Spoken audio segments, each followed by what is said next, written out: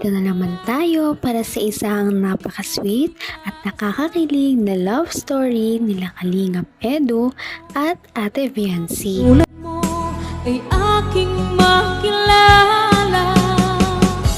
at kung ano Sa pagpapatuloy ng ating video ay ito nga ang pagpapatuloy ng kanilang pag-explore sa Albay kasama si Kalingap Edu at Viancy, kasama din ng buong Kalingap team. Ito nga ang kanilang second day sa Albay at pagkatapos nilang magpicture-picture kasama ang mayon ay dinala na ni Kalingap Edu si Viancy sa isang bilihan ng mga bracelets. Dahil noon sa Palawan ay bumili din sila ng couple bracelets bilang souvenir. Ngayon ay bibili na naman sila ulit ng isa pang couple bracelet para magsilbing memories nila sa Albay.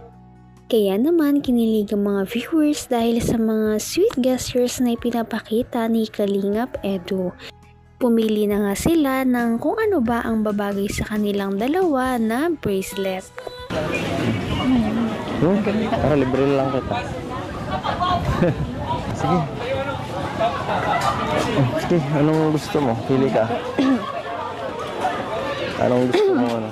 Ano nga pala? Asan yung binili ko sa'yo sa Palawan? Ha? Eto? Iba yata yan? Siya ba yan? Dapat meron din tayo dito. Tara, pili tayo. Ano bang bagay sa atin dito? Tara. Ano ba? Siguro ito na lang. Maliit pa. Pula. Malaki. At saka yung Maliit. couple po talaga. Nakakakilig dahil kahit hindi pa man din sila ay marami na talaga silang napupundar at nabubuong memories na magkasama sila.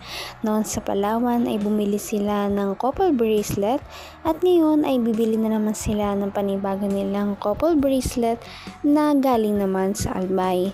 Itong mga bracelet na to ang magpapaalala sa kanila sa mga memories at mga alaala na binuo nila sa mga lugar na yon at yon ang magpapasaya sa kanila.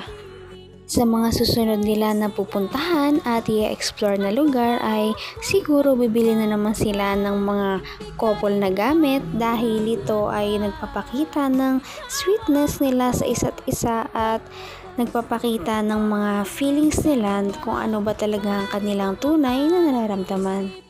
Napaka-sweet talaga ni Kalingap Edu dahil pinagsisilbihan niya talaga si Ate Viancy sa buong makakaya niya. Okay naman ah. Akin kamay mo. Baka wala lang wala talaga. Kaya. Baka sa ligas kay ma'am. Or try nyo doon lang sa inyo. Wala pa akong dalang pera. Okay lang yan. Tatakbo na lang tayo. Oh, di ba? Yan. Bagay na. Huwag may nubarin ha. Tinikal mo na yung isa eh. Tinikal mo yung laki, binala mo na yata yung isa. Ito na lang kapalit. Remembrance pa tayo sa Palawan. Tapos ngayon may remembrance pa tayo sa Albay. See? Okay na. Masaya na ang ano. Masaya na ang wifey. Masaya na. Siyempre po masaya. Pangkaraniwan na nating nakikita na sa isang relationship ay mas sweet talaga ang babae kaysa sa mga lalaki. Ngunit sa sitwasyon ni Kalingap Edu at Viancy ay hindi na rin may pagkakaila na mas sweet talaga si Kalingap Edu at mas nagpapakita ito ng kanyang mga feelings para sa kanyang babaeng minamahal. At nakakatuwa dahil natatanggap ito lahat ni Viancy dahil ito nga daw ang first time na may nag-aalaga daw sa kanya ng ganito at may nagpoprotekta sa kanya. Nagbiro pa nga at nagsabi si Ate Viancy na naku, wala daw siyang dalang pera. Ngunit sabi naman ni Kalingap Edu at nagbiro din siya na tatakbo na lamang daw sila. Ngunit pagkatapos nun ay syempre si Kalingap Edu talaga ang nagbayad para ipakita kay Viancy na talagang tunay ang nararamdaman niya para sa dalaga. At ano pa? Ano pa? Siguro po yung ano. Kulang pa. Kasama po kayo? Ay, parang hindi ka sigurado. Sigurado. Ano? Ano yan? Thank you po, Tito. Thank you po. Kumalma ka. Kalma lang, okay? Kalma lang. Huwag kang kabahan.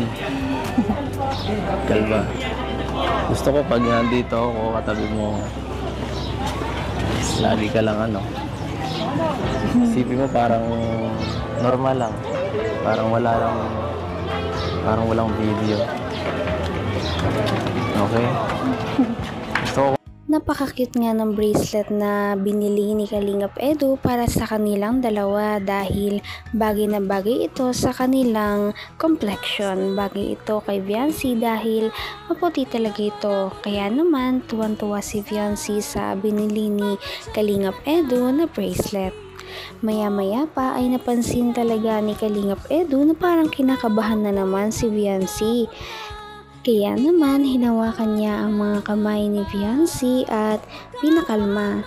Sabi niya na kumalma lamang daw si Ate Viancy at kapag kasama niya daw si Kalingap Edu, gusto niya na maisip niya na safe naman talaga siyang kasama si Kalingap Edu at paprotektahan siya nito at hindi ito hahayaan na mapahamak.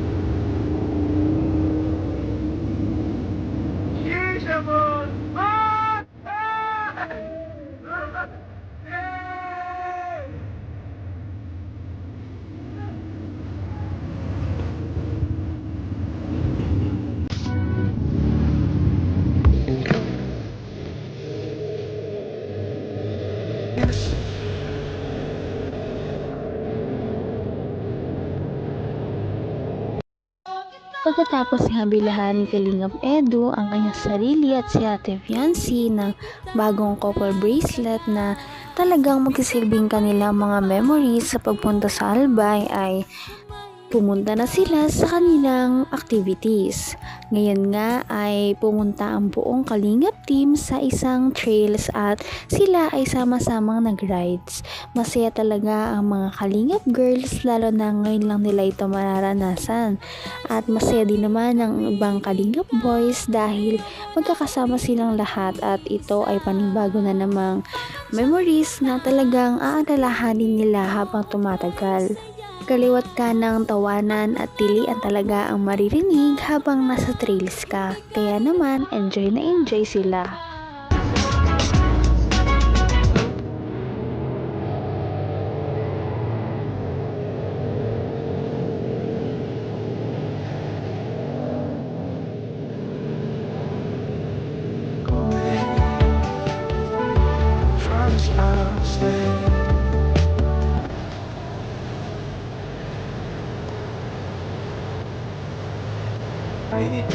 I know sometimes there are things you have done.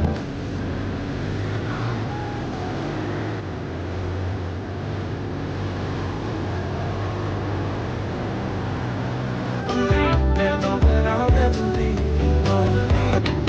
Just hold me like this. Don't use my name. Don't need no colors. Do you feel Grabe at napakaganda pala talaga ni Viancy kapag nagra-rides. Bagay na bagay sa kanya ang sinakyan niyang motor. Kaya siguro kapag natuto siya na magmotor dahil may bago nga sa kanyang binigay ang Kalingap team ay siguro bagay na bagay din talaga sa kanya ang pagmamaneho. Sa kabilang banda ay tuwang-tuwa talaga ang mga Kalingap Angels at Kalingap Boys sa mga dinaanan nila. Marami silang dinaanan na meron pang tubig at yung iba naman ay tuyong daan.